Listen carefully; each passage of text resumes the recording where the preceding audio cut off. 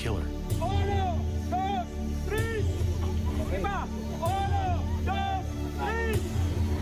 All night long, they struggle to haul it back to the village. It's alive, and it still wants to fight. It's clearly an exceptional animal. But the real question is, have they just caught the largest croc on record? And will that finally bring an end to 2 years of terror? The Agusan Marsh lies on the island of Mindanao in the southern Philippines.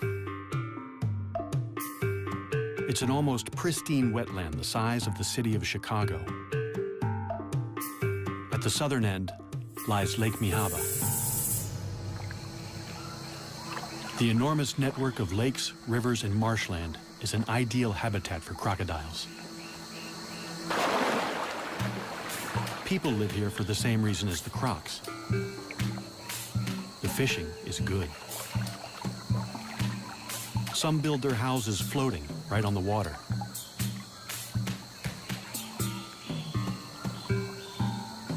Others live in stilt houses dotted around the marsh. In the rainy season, the water level can rise by 4 meters.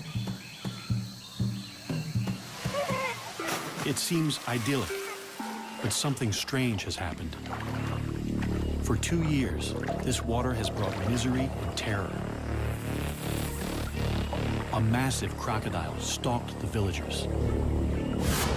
It ripped their precious water buffalo to shreds before their eyes. Attacked one fisherman and his son.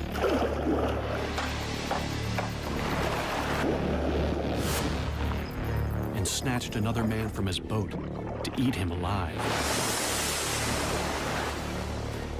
But it all started with the attack on the schoolgirls on Lake Mihaba, in the heart of the marsh.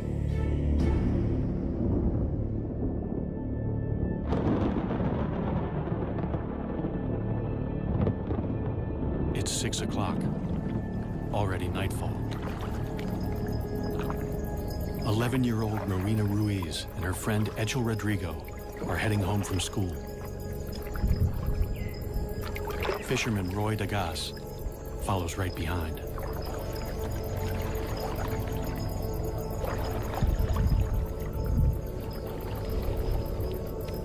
None of them knows that they're being watched by a crocodile about to start a killing spree.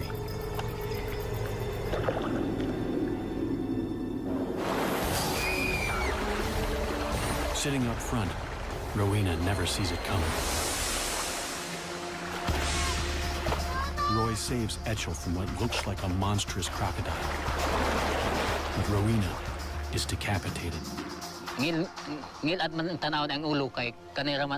Seeing her head in the crocodile's mouth was disgusting. Later on, we found her body covered with banana leaves. It was really smelling bad. Rowena's dugout canoe still bears the scars of the attack. This is Rowena's boat, and these are the bite marks left by the crocodile. Here, here, and here. What kind of monster can bite through solid wood? The culprit is a saltwater crocodile, or salty. They're the largest of all living crocodilians, typically reaching 4 to 5.5 meters. Salties prefer freshwater, but can live in the sea because they're able to excrete salt through special glands. They've spread thousands of kilometers across the ocean to colonize lands from India to Australia. Salties have been hunted to the brink of extinction in much of Southeast Asia for their fashionable and highly sought-after hides.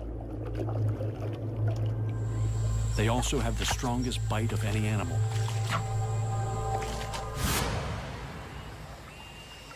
The Agusan Marsh is one of the last strongholds of salties in the Philippines. Since 1994, the crocodiles here are fully protected. Killing one could land you 12 years in prison The tables have turned. Now the people are being hunted. Roy Dagas is badly shaken by the attack. I was afraid that Ruina's parents would blame me for her death and kill me, since I was the one who picked her up. With a rogue crocodile in their midst, no one feels safe. But they have nowhere else to go. 70% of the people here make their living by fishing. We wouldn't get any work in town because my husband is a fisherman. So we have to stay here in the Agusan Marsh. We have no choice but to stay here. The people who live in the marsh are mostly an ethnic minority known as the Manobo. They live a mostly traditional lifestyle in one of the poorest areas of the Philippines, completely dependent on the marsh for their livelihood. After years of peaceful coexistence, people here suddenly live in fear of crocodiles. We stay inside most of the time because we are scared. We only go outside when Roy is around. We used to see them, but they didn't attack anybody. Attacking people, that's reason. Because the crocodiles are strictly protected, the villagers can't hunt the croc down until the government issues a permit. Meanwhile, children go to school, and the men still have to go out fishing to feed their families.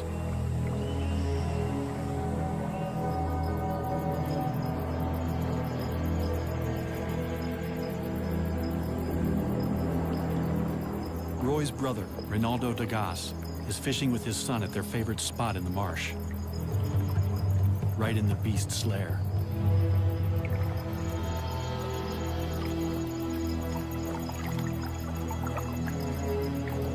Fishing from the low-sided canoe, they're sitting ducks when the monster croc attacks. The pair fights back. I hit it on the side of its head with my paddle. Then it bit the side of the boat. It was very close. They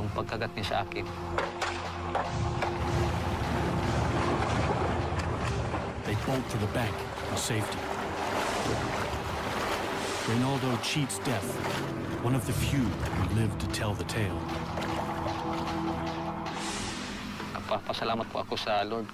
I thank the Lord for saving me that night, or I would have been dead meat. Just downriver from Lake Mihaba lies the village of San Marcos, population 1,075. The village has no electricity or running water. It's the main base for the Manobo, including people who live in floating houses and retreat here in the rainy season.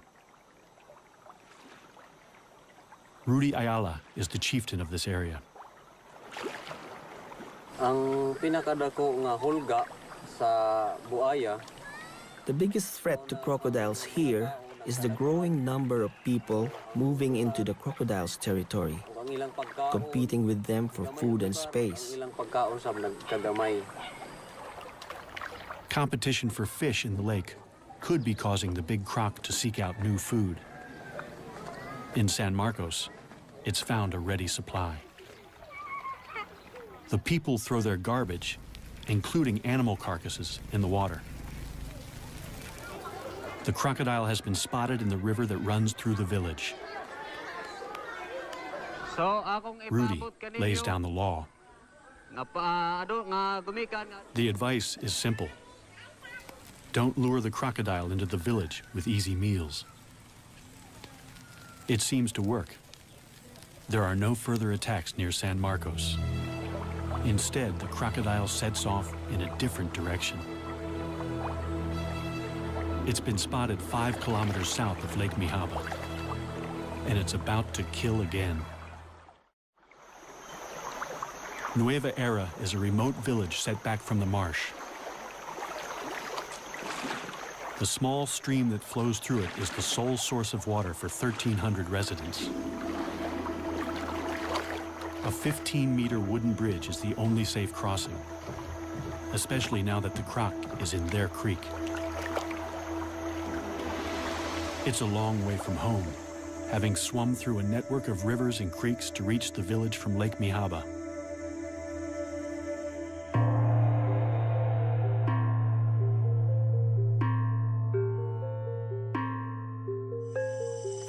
Local farmer Daniel Oxtero has already worked a full day on the land. After dinner, he has to go out fishing, working a double shift to feed a wife and 7 children. He doesn't go far. Fishing near the bridge, he's within earshot of his younger sister. Daisy's house overlooks the creek.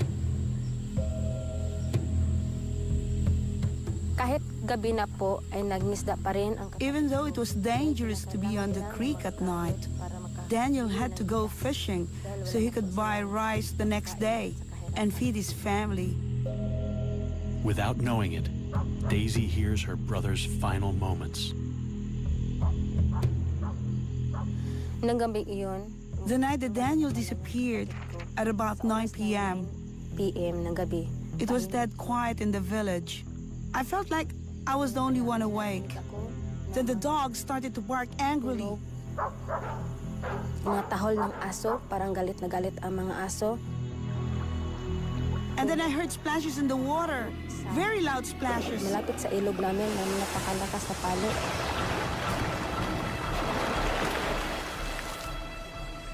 Papunta na ako. I was terrified, so I went to bed. Natakot. At kinaumagahan, the next morning, one of our relatives came to tell me that Daniel had gone missing. Daniel na hindi nakauwi. Despite repeated attempts to find his body, all that was ever found of Daniel was his boat and his hat. This picture is the only memory we have of Daniel, because just before he was killed, his house burned down and everything he owned was destroyed. Kani ang balay ni Daniel, nagamay taghuat madako. This was Daniel's house, but it burnt down. He was building another one when he went missing. Nawala siya. Daniel's family lost a provider and a much-loved father and son. Guol ko kay wala naman siya. Of course I miss him. He's my son. Perhaps it was fate. He was a fisherman, and maybe this is a fisherman's fate.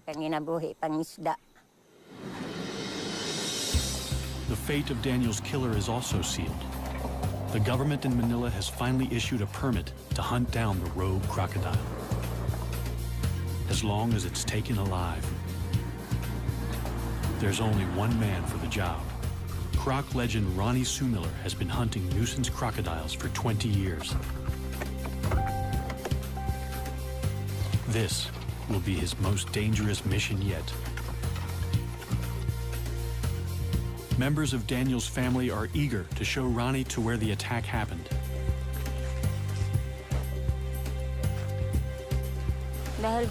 I really want them to catch that crocodile because I want to see if it ate my brother.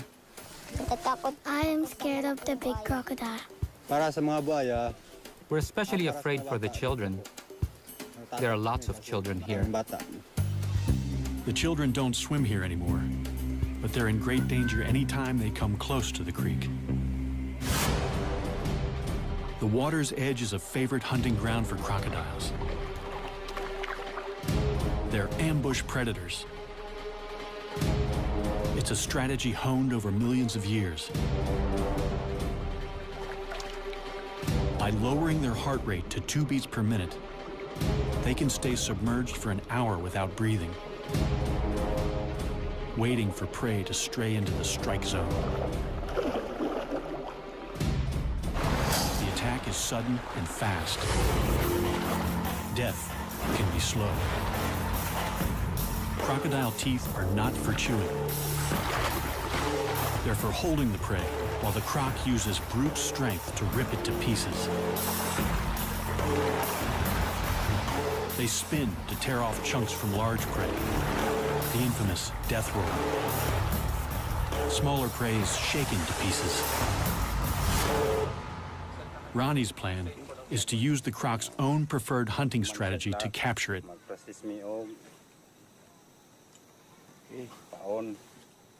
A morsel of chicken suspended just above the water is an irresistible lure. So that's the principle. When it is grabbed by the crocodile, the crocodile will run away and this will close down. This will catch the upper jaw. In Ronnie's experience, a snare is least likely to injure a crocodile.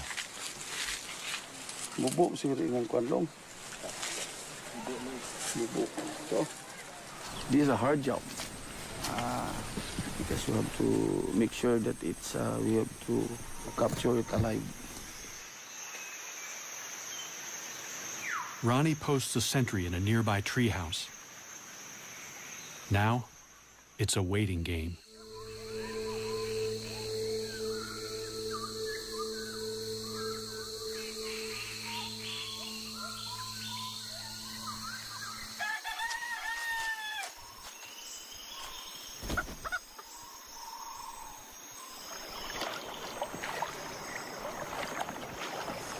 In the morning, the bait is gone and the trap is torn. A crocodile has done the impossible, snapped the steel cable, and escaped. The cable snapped. I think we're dealing with a much bigger crocodile than we expected. Ronnie sets more traps.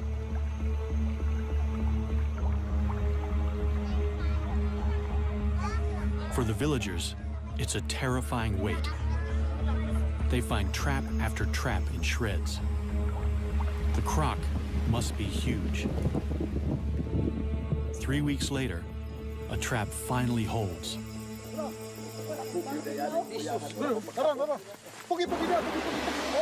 This time, they've got it.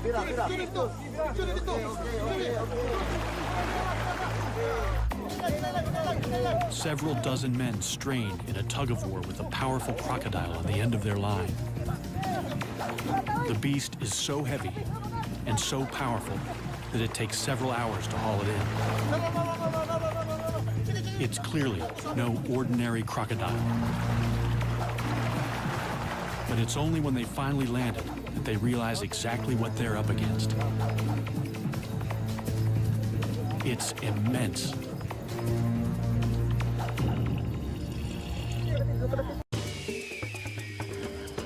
This show was created for you and your family to watch together. Welcome to Nat Geo Wild.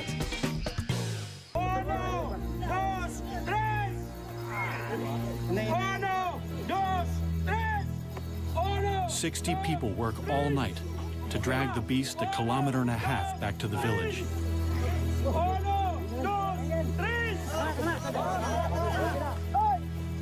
It's over a ton of muscle, power, and killer instinct.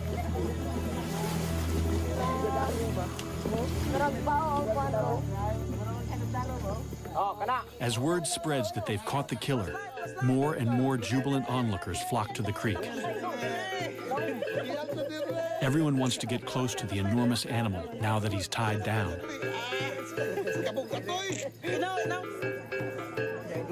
There's plenty of fight left in the croc.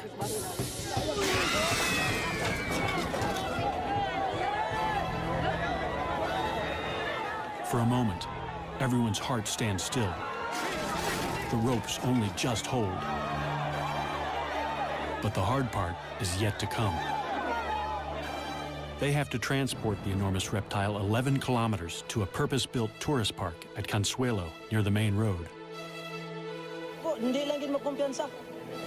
The problem is, the road to the park is on the other side of the creek. And the only bridge is far too rickety and narrow. They have to transfer the killer crocodile to a makeshift pontoon and float him across.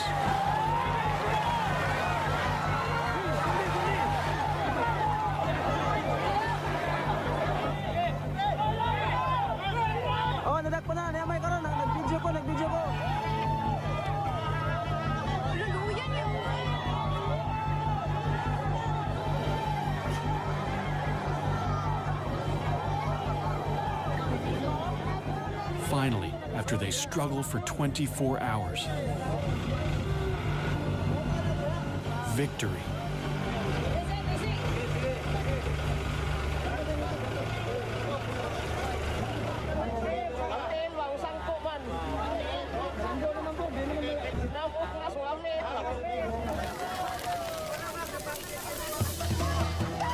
The party goes on deep into the night.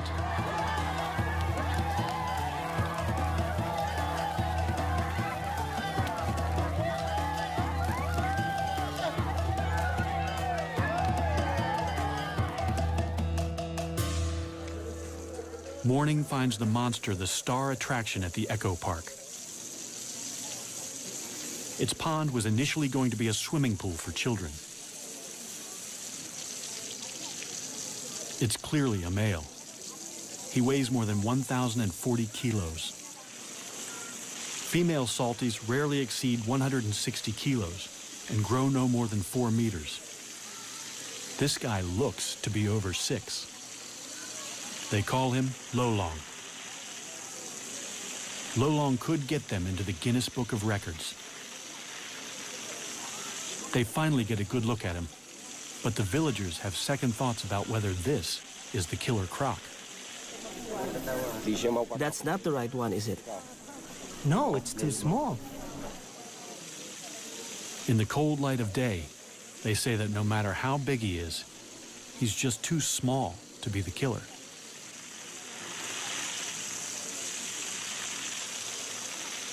Roy Dagas, who was with Rowena when she died, is certain that this is not the croc he saw that night. It's too late to prove Lolong killed Rowena 2 years ago. But Daniel Oxtero has only been missing a few months. Could his remains still be inside Lolong's stomach? Crocodiles swallow large chunks of prey, bones and all, without chewing. They have the strongest stomach acid of any animal. Flesh will be dissolved in days, bones in a matter of weeks. But they can't digest anything made of keratin. So horns or human hair and fingernails can remain inside the croc for months. It's a long shot, but the people are desperate for answers. They can't slice him open. The next best thing is to pump his stomach. As soon as news of the capture breaks, Ronnie rushes back to the village to look for proof. He inserts a length of plastic tube down the croc's gullet. Then he pours bucket after bucket of water into him until the croc vomits violently.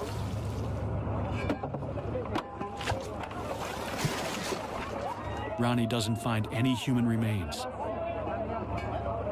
The stomach pumping is inconclusive. It's possible they didn't get everything out, or that Lolong had coughed up a hairball before they caught him. It's also possible that another giant crocodile killed Daniel, and that it's still out there. Life is returning to normal on the island of Mindanao, but it's not safe to go back in the water. Giant crocodile sightings continue even after the capture of the monster croc Lolong. Ronnie Sumiller is called back for duty. I am going back to capture the big crocodile, bigger than Lolong, because the villagers are endangered. Lolong could have taken to the creeks because a more aggressive male chased him out of the lake. It's a frightening prospect. The first place to look is Lake Mihaba in the heart of the marsh. Agusan's crocs are notoriously shy, so the best chance of finding it is at night. We are going to Lake Mihaba to spotlight and hopefully to see large crocodiles. With a local guide, he ventures into the crocodile's world at the most dangerous time. Every attack so far has occurred at night. It's dangerous to do this in this lake because of the presence of the large crocodile. But using flashlight, normally they will not attack. They're not alone. There are hundreds of crocodiles all around them. One of them could be the giant killer. In this lake, it could be 2 or 3 large crocodiles. Could be as large as lolong, maybe 20 feet. They see lots of smaller crocs.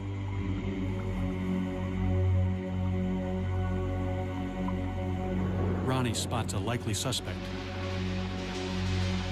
Or it could just be the light playing tricks. This is the area where Rowena was attacked by the crocodile. So the boat was capsized. They don't want to be the next victims, so Ronnie calls it a night. Then he gets another break in the case. Near Nueva Era, he hears of a rare sighting of a giant crocodile in broad daylight. He misses it by only hours. Hello. Hello. Did you see a crocodile over here? Yes, at about 11 o'clock. So, this is where its head was positioned? Yes, with its shoulders over here. How big do you estimate its head was? It was huge, and he had his mouth open like this. With a stick, Ronnie measures where the head was, so he can estimate the croc's total length. So they're at the pit. I've never seen a crocodile like this. He is almost 40 feet, I should say. It's really a huge crocodile. Even for a skeptic, it's scary to imagine the croc that hauled out here. Then Ronnie discovers that this is not the first time that someone has reported a 12-meter croc around Nueva Era. A few months ago, Javar Abdul saw a colossal crocodile take down his prize water buffalo, or carabao. Imagine the croc that could take down one of these. A fully grown carabao weighs almost 500 kilos. Losing an animal like this is like losing a tractor. They are our livelihood. We use them to plow the fields and to haul logs. It was a huge loss for me because it was the only carabao I had. The monster dragged the massive carabao downstream, but got stuck under the bridge, so Javar got a good look at the culprit. So why couldn't the croc pull the carabao under the bridge? The water level was too high, so the legs of the bridge were blocking it.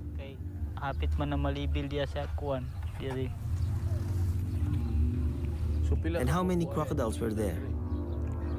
2. 2? Were they different sizes? Yes, a big one and a smaller one. Then he drops a bombshell. The smaller one was Lolong. How big do you estimate the big one was?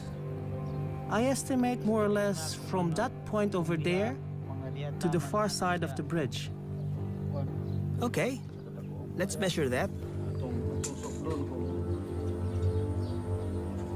Instead of one giant croc chasing another out of Lake Mihaba,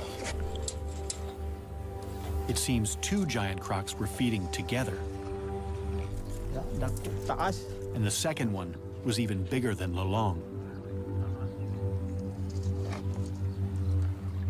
Wow! 12 meters, ang taas. Oh, dako gyud nga buhaya kay 12 meters man. Ronnie now has 2 sightings of a croc even larger than Lolong, the one they captured. And no incriminating material in Lolong's stomach. So another croc could be responsible. Good news. An expert is on his way to measure Lolong and see if he's a contender for the world's largest croc.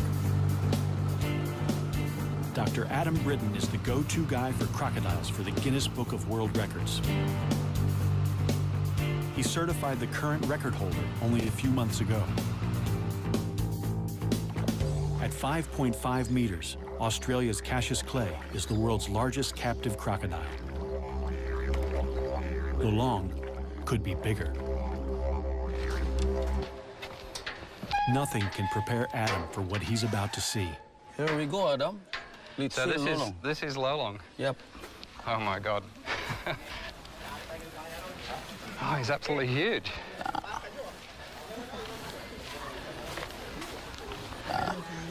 That's Lolong. It's incredible. Yeah. So really huge. I think he's the biggest crocodile I've ever seen. Yeah. To qualify for the Guinness record, Adam has to ensure Lolong lies perfectly flat and dead straight.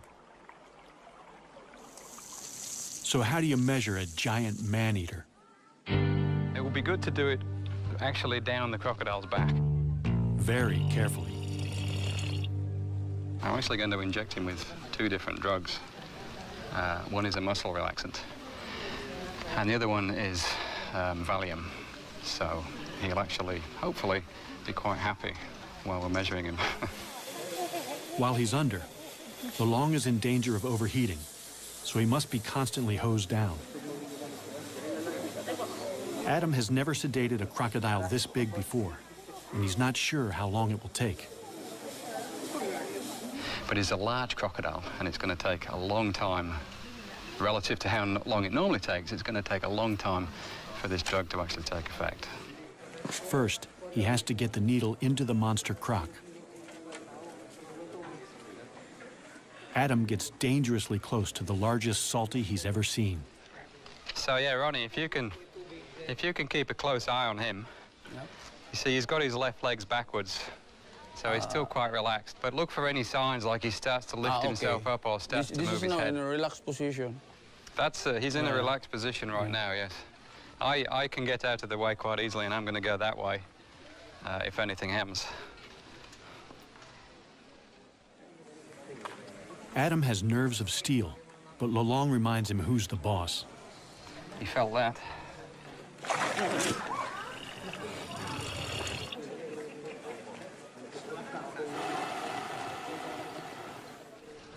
He's got some really powerful muscles that run down his tail, and this is intramuscular.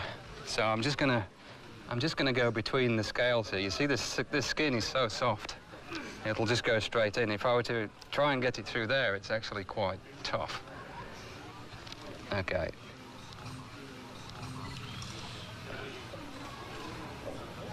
Oh. Okay. It's like a big mosquito. Wow, even that bent the needle. That was simply because he moved his tail. So the power of the muscles in the tail bent the needle while it was inside. 30 minutes later, Lolong is still showing no signs of feeling sleepy.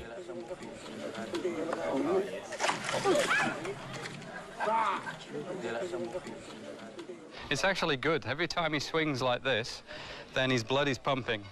And the sedative that we put in will take effect more quickly. Okay. The sedatives are still showing very little effect. But Adam has drugged Lolong as much as he dares. Too much could kill him. They're going to have to shut those massive jaws by force. We have to remember that this crocodile is huge, it's enormously heavy, very powerful. Adam can't do it alone. He's going to need some help. We're going to use 6 people for this procedure. He's going to have, by the time we've finished here, he's going to have 2 ropes on his jaws. So one person on either side of his head is going to hold those ropes nice and tight. Then I'm going to jump on the back of his neck and push his head down. This is after I put a towel on his eyes. I'm going to get one person then behind me to help me keep weight on his chest, and then 2 more people on his back legs. And we're going to lift his legs up off the ground so that he doesn't have any leverage with those legs. And he's still going to be stronger than us, really. I mean, he's huge, incredibly powerful, strong crocodile. But it's amazing, when you get on the back of the head, particularly, and you cover the eyes and you put pressure down there, they often give up. they'll just sit there and say, okay, do what you need to do. Fingers crossed, anyway. Ronnie rounds up 5 volunteers. They have to get in the pen with the giant crocodile and sit right on his back. Okay, let's go and test him first and see if that drug is taking any more effect.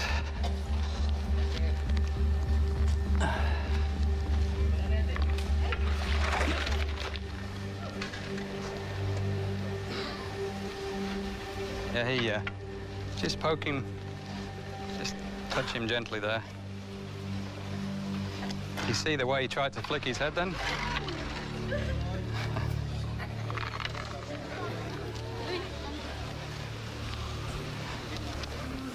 He's definitely lost some of his strength. They place towels over Lolong's eyes to help keep him calm. Okay.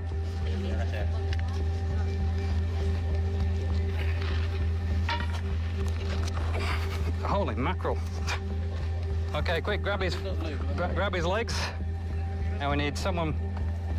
Okay, everyone on, someone with the tape now to tape his jaws. Don't it sticks to itself. One more, that's good. Okay, break him off. Scientists know very little about giant crocodiles. Also, I'll take one off. This is the first time anyone's been able to measure a living croc over 6 meters. Okay, is everyone good? Yep. Okay, good job. I mean, I'm so used to doing this, but everything's scaled up. It's amazing. It's like measuring a dinosaur. It's just, it's amazing. I'm not used to this. 84. 84, what was the name? 84, that's the interorbital. Okay. Adam takes this rare chance to make detailed measurements. 255, it's actually 496. What do you say? 450? Finally, yeah, okay, 450, the one exactly. everyone's waiting for. Now for the moment of truth. Dr. Adam Britton is going to measure snout to tip along the curve of Lolong's body. Yeah, that's good, yep. All right, just make sure this goes straight down the middle again. This is the one that has to be.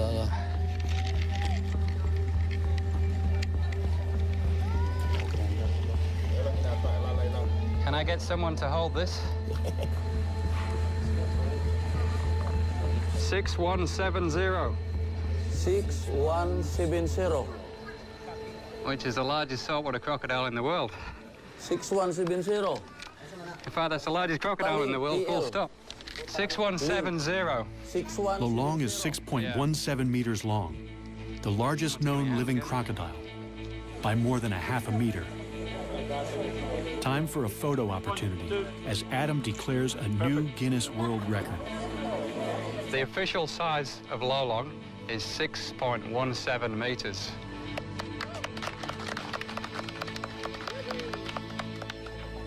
I'll give him a round of applause for that.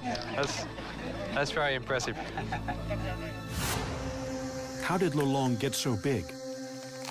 Adam thinks he was born to it, and that he could have big brothers with the same giant crocodile DNA. As with humans, nurture is just as important as nature.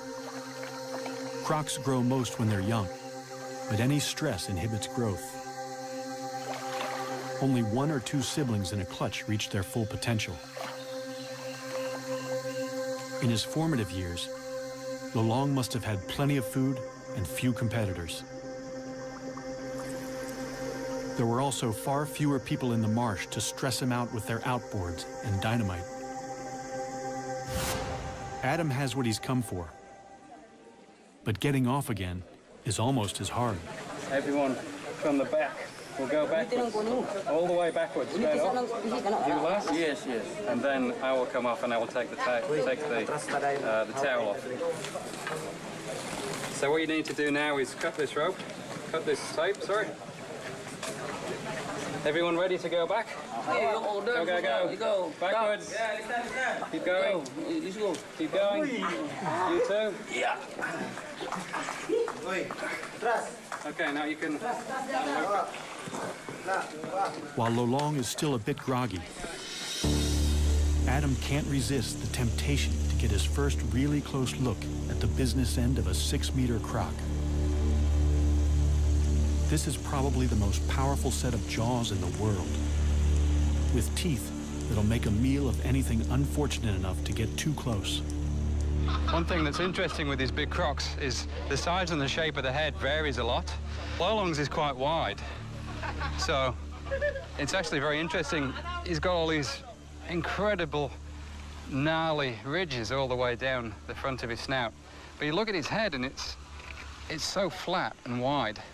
Oh, and now he's opening his eyes to look at me. So, well, if he's looking at me, I'm going to move a little bit further out of range. So a saltwater crocodile has got the strongest bite of any animal, without question, and particularly Lolong. I mean, this will be, if we were to measure this bite, he would be the strongest that had ever been measured. It's quite amazing. But if you're going to have such an incredibly strong bite, then the jaws have got to be strong enough so that they don't splinter when you bite down on something like a turtle, for example. And the whole shape of the crocodile's head is really designed to give it that strength so that it's reinforced. So if he bit down on something, then it's not going to escape. Which reminds me, I better step back before I actually test this myself. Lolong is now officially the world's largest crocodile. His newfound fame is a massive boon to the community's tiny economy. In just the first few months, he brings in over $11,000 from tourists. There's a thriving cottage industry of Lolong-related goods. Their once mortal enemy has become a source of pride. However, there is still no proof that Lolong killed anyone. The attacks probably started because more and more people are moving into the crocodile's territory. And crocs are smart. Once they're onto an easy meal ticket, they'll keep coming back. There have been no more deaths since Lolong's capture. Still, the rumors of another giant croc won't go away. And after Adam and Ronnie go home, the people of the Agusan Marsh will still be living with thousands of crocs just meters from their houses. They've caught the world's largest crocodile, and they have a pen ready for his bigger brother. No matter what the experts say, the people believe that the real killer is still out there.